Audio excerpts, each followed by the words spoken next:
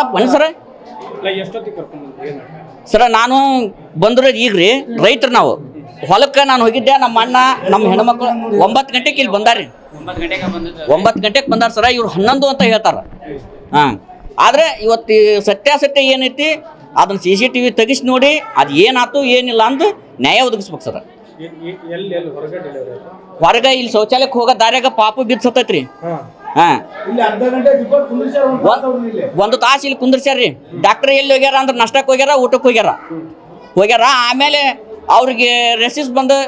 ಶೌಚಾಲಯಕ್ಕೆ ಹೋಗಬೇಕಾರ ದಾರ್ಯಾಗ ಪಾಪು ಬಿದ್ದು ಸತ್ತೈತಿ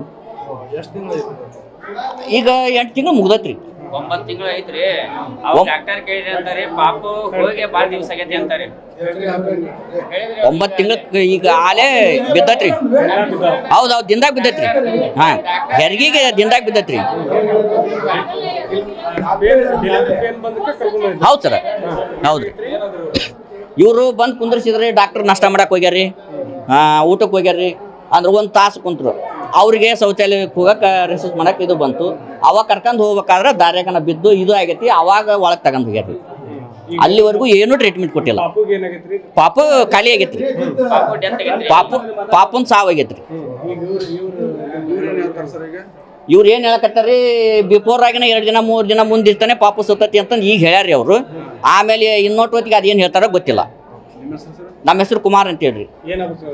ಈಗ ಆ ಪಾಪುಗೆ ನಾ ಕಾಕಾರಿ